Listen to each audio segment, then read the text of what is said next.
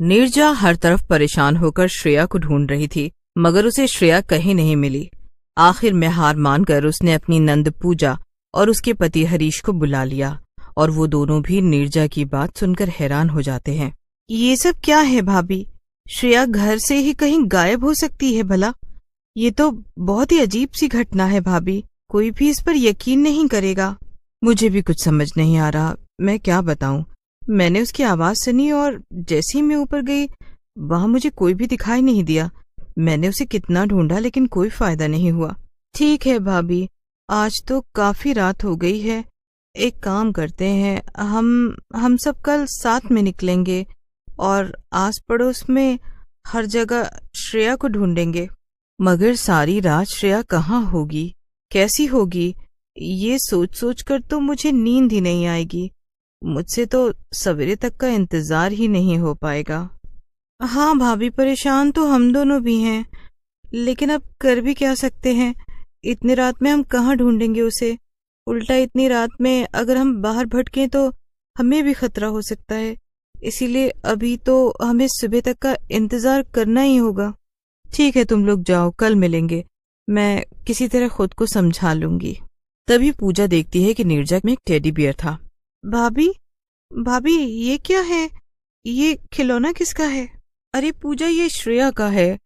उसे ये इसी घर में मिला था और वो कह रही थी कि उसकी दादी ने ये उसके लिए रखा है। मुझे ऊपर बस ये खिलौना ही मिला है। ओ लाइए, इसे मुझे दे दीजिए भाभी, इसे मैं सुबह तक अपने पास संभाल कर रख लेती हूँ। क्या तुम इसे ले जाओगी? मगर क्यों? अरे भाभी, आप वैसे ही कितना परेशान हैं। अगर आप ऐसे श्रेया के खिलौने को लेकर बैठेंगी तो आपको और भी परेशानी होगी, इसलिए आप ये मुझे दे दीजिए और सोने की कोशिश करिए। पूजा नीरजा से वो टेडी बियर ले लेती है और अपने पति के साथ घर चली जाती है। नीरजा परेशान होकर वहीं पर बैठ जाती है और रोने लगती है। ये सब क्या है? अचानक से मेरी श्रेया कहाँ चली गई, कहाँ गायब हो गई है वो? अगर वो अभी मेरे पास होती तो उसे कितनी भूख लगी होती, मेरे पीछे पीछे घूमकर मुझे परेशान कर रही होती। न जाने अभी वो कहाँ है और किस हाल में है। नीरजा रोते हुए काफी देर तक वहीं पर बैठी रहती है। फिर अचानक से उसे कुछ याद आता है और वो भागते हुए ऊपर श्रेया के कमरे में जाती है और कुछ ढूंढने लगती है। डायरी, श्रेया की डायरी। श्रेया रोज डायरी लिखती थी। उसकी डायरी में कुछ न कुछ जरूर लिखा होगा जिससे कि मुझे पता चल पाएगा कि आखिर उसके साथ हुआ क्या। नीरजा को कुछ देर ढूंढने के बाद श्रेया की डायरी भी मिल जाती है। वो उसे खोलकर पढ़ने लगती है। श्रेया की डायरी पढ़कर नीरजा के पैरों तले जमीन ही खिसक जाती है। उसकी डायरी में लिखा था कि कैसे टेडी बियर ने ये कहा कि उसे श्रेया की दादी ने रखा है और कैसे उस टेडी ने स्कूल में एक बच्चे को नुकसान पहुंचाया। इसका मतलब कि मुझे और श्रेया को फंसाया गया है और वो टेडी भी श्रेया की दादी तो यहाँ नहीं रख सकती हैं। लेकिन आखिर ये सब कौन कर सकता है? कौन है जो मुझे और श्रेया को नुकसान पहुंचाना चाहता है? नीरजा कुछ सोचती है और फिर उसे याद आता है कि वो टेडी बियर तो पूजा ले गई है। अरे नहीं, वही तो सुराग है, उसी से मुझे श्रेया का पता चल पाएगा। मुझे अभी जाकर पूजा से वो टेडी लाना होगा और साथ ही पूजा और हरीश को सब कुछ बताना भी होगा। नीरजा भागती हुई पूजा और हरीश के घर जाती है, लेकिन दरवाजे पे ही रुक जाती है। उसे पूजा और हरीश के जोर जोर से हंसने की आवाज आ रही थी। ये क्या? ये लोग इतनी जोर जोर से क्यों हंस रहे हैं भला? यहाँ मेरी बेटी गायब है और ये दोनों इतना खुश हैं। कुछ तो जरूर गड़बड़ है। नीरजा खिड़की से झांक कर देखती है और वो हैरान रह जाती है। अंदर पूजा और हरीश लगभग पार्टी ही कर रहे थे। टेबल पर बहुत सारा खाना रखा हुआ था, जैसे कि वो बहुत खुश हों। और सबसे हैरान करने वाली बात ये थी कि उनके साथ एक चुड़ैल भी खड़ी थी और वहीं पर वो टेडी बियर भी रखा हुआ था। यहाँ कुछ तो गड़बड़ जरूर है। ये दोनों एक चुड़ैल के साथ इतने आराम से कैसे बैठे हुए हैं? मजा आ गया। इतना वक्त लगा लेकिन आखिरकार हमने अपना मकसद पूरा कर ही लिया और इस सब में हमारी इस चुड़ैल ने बहुत ही मदद की है। हाँ मेरे प्यारे पति, एक बार इन दोनों से छुटकारा पा ले, फिर तो सब कुछ हमारा ही होगा। ये सारी जायदाद के मालिक हम दोनों ही होंगे। फिर हम किसी बढ़िया सी ट्रिप पे चलेंगे और भी बहुत कुछ करेंगे।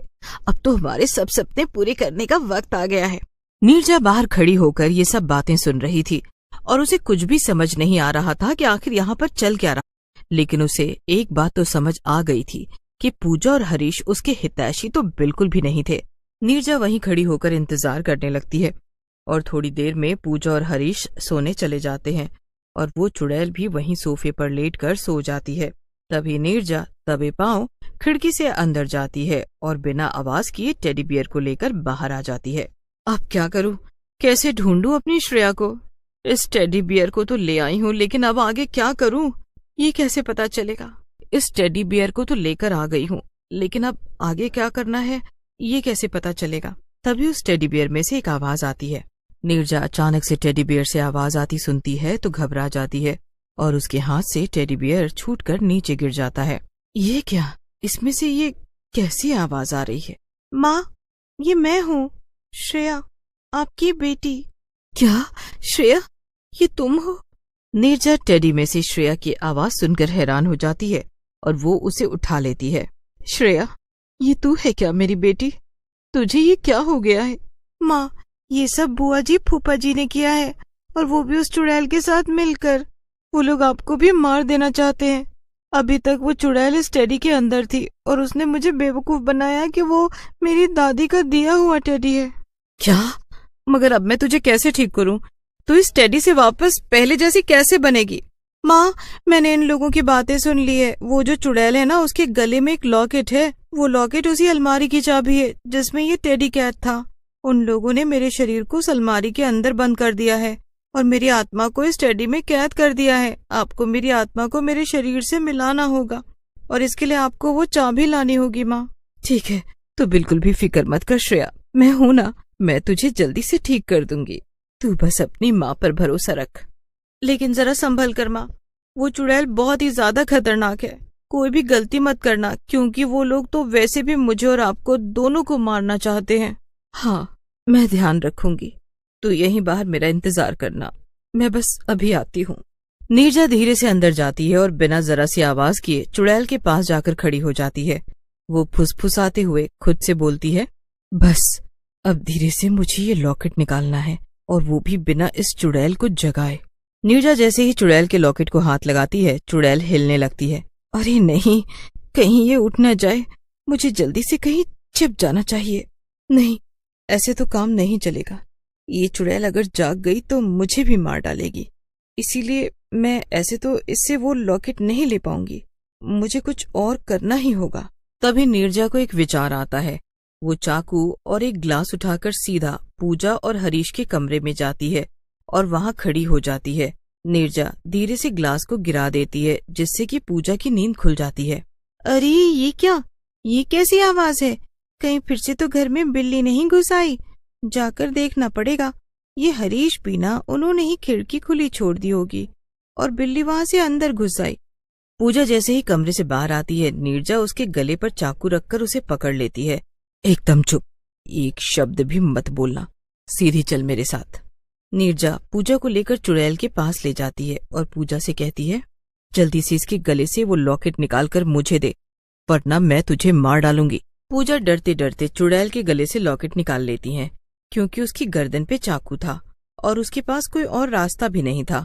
जैसे ही वो लॉकेट नीरजा को थमाती है, नीरजा पूजा को धक्का देकर सीधा घर से बाहर भागती है। इतना ही नहीं, नीरजा घर का दरवाजा भी बाहर से बंद कर देती है। शोर से हरीश और चुड़ैल भी जाग जाते हैं। ये क्या, यहाँ क्या हो रहा है? वो नीरजा वो लॉकेट ले गई है। अब वो श्रेया को ठीक कर लेगी। मैं क्या करती, उसने मेरी गर्दन पे चाकू जो रखा हुआ था, मैं उसका कहा न मानती तो वो मुझे मार डालती ना। हरीश और पूजा खड़े खड़े किस्मत को कोस रहे थे और वहीं दूसरी तरफ नीरजा बाहर जाकर टेडी बियर को उठाती है और सीधा घर की तरफ भागती है। माँ, तुम्हें लॉकेट मिल गया क्या माँ? हाँ मेरी बच्ची, अब मैं तुझे एकदम पहले जैसा कर दूंगी। नीरजा भागकर वापस घर पहुंच जाती है और अलमारी को इस लॉकेट में लगी चाबी की मदद से खोल देती है। अंदर श्रेया लगभग बेहोशी की हालत में पड़ी हुई थी। मेरी बच्ची, मैं अभी तुझे ठीक करती हूँ।